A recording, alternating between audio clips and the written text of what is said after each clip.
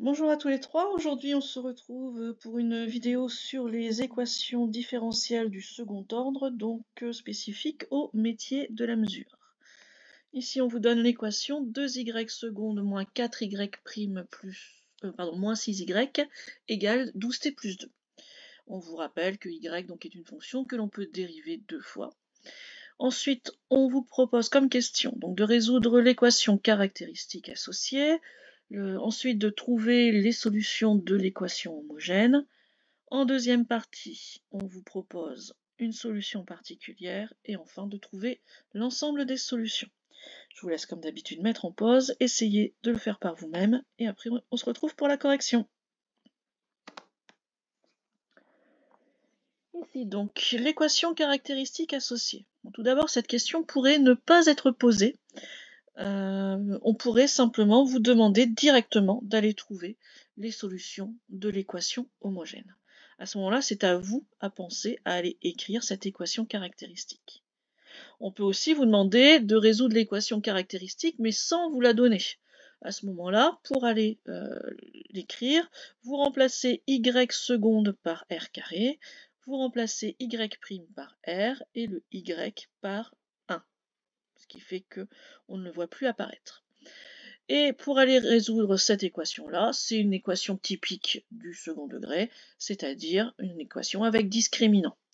J'ai identifié petit a, petit b, petit c, et on voit tout de suite que b et c étant des nombres négatifs, on risque d'avoir des problèmes de signes. Donc on va faire attention aux différents problèmes, à savoir tout ce qui sera des parenthèses, tout ce qui sera des moins qu'on va voir au fur et à mesure apparaître. Ici, donc, delta b carré moins 4ac, vous remplacez, c'est là où il faut mettre des parenthèses, moins 4, le tout au carré qui fait bien plus 16, moins 4 fois 2 fois moins 6. Et à nouveau, on fait attention, notre c était négatif.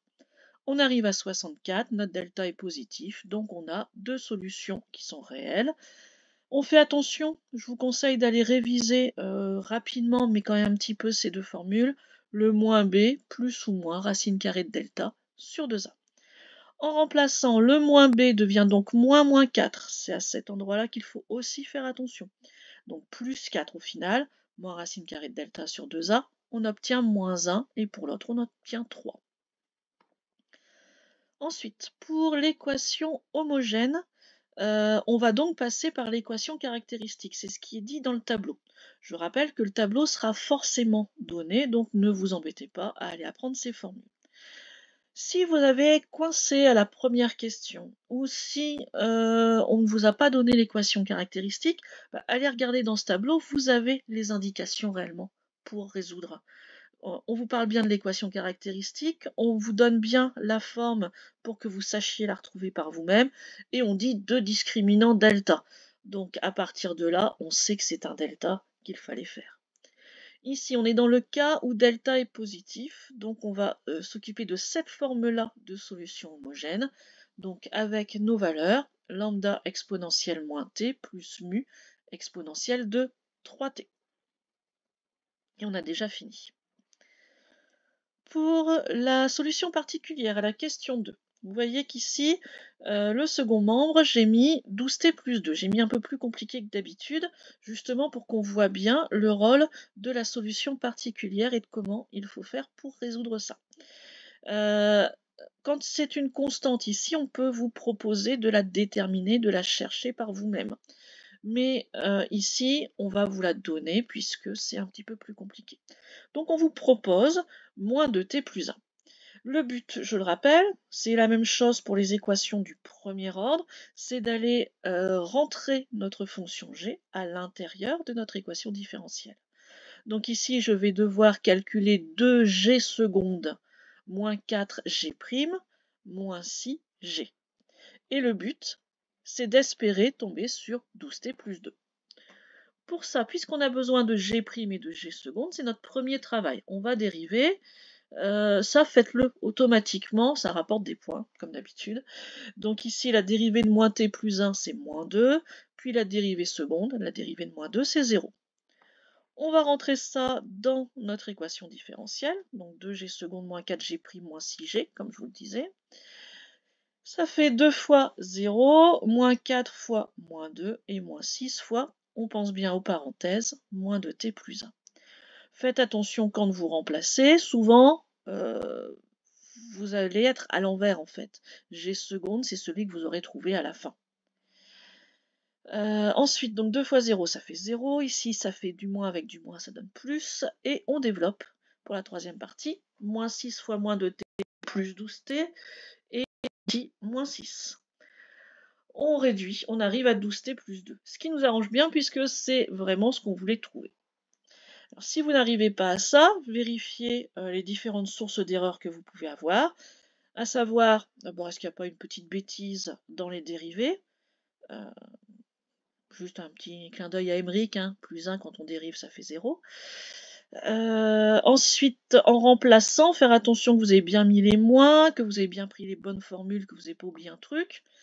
Et enfin, ces histoires de signes, c'est le risque d'erreur le plus courant. Vous arrivez à 12t plus 2, vous êtes content. Attention, ce n'est pas notre solution particulière. La solution particulière, c'est celle qu'on vous donnait au départ, c'est le moins 2t plus 1. Donc je vous conseille, encore une fois, de bien remettre la solution homogène et la solution particulière en évidence, en les encadrant, en mettant un coup de fluo dans l'énoncé, etc. Parce qu'on va avoir tendance à prendre le 12t plus 2 qu'on voit là bien en évidence, alors que lui, c'était juste ce qui nous rassurait, ce qui nous permettait de vérifier que ça fonctionnait. Pour la dernière question, l'ensemble des solutions, justement, on va ajouter la solution homogène et la solution particulière, et on obtient donc notre forme générale.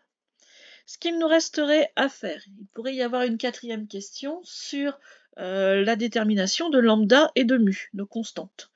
Pour ça, on vous donnerait deux conditions initiales. On vous donnerait par exemple f de 0 et f' de 0. Ça, on l'a travaillé dans le premier sujet qu'on a fait jeudi matin. Donc je ne vous le fais pas refaire puisque c'est la même chose.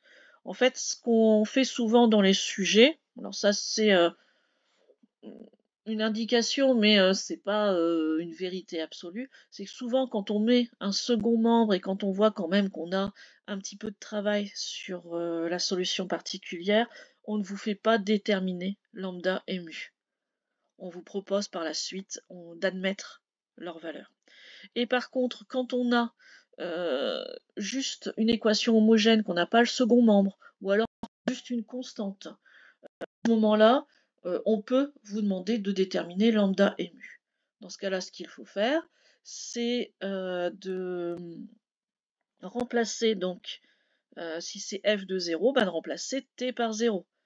Si c'est f' de 0, d'abord on va dériver ça, puis ensuite remplacer t par 0. Et on obtient des petites équations qui normalement sont faisables avec un petit peu de manipulation, pas trop compliqué. Un peu de logique, en principe, ça suffit. Voilà, je m'arrête là. On n'oublie pas que forcément par la suite, il y a une deuxième partie sur l'étude des fonctions, mais ça, on en a déjà parlé. Allez regarder un peu la forme de la courbe, les limites, quelques lectures de valeurs, des choses comme ça. Voilà, on se retrouve jeudi et je vous fais d'ici la fin du week-end d'autres vidéos sur les statistiques cette fois-ci. Au revoir.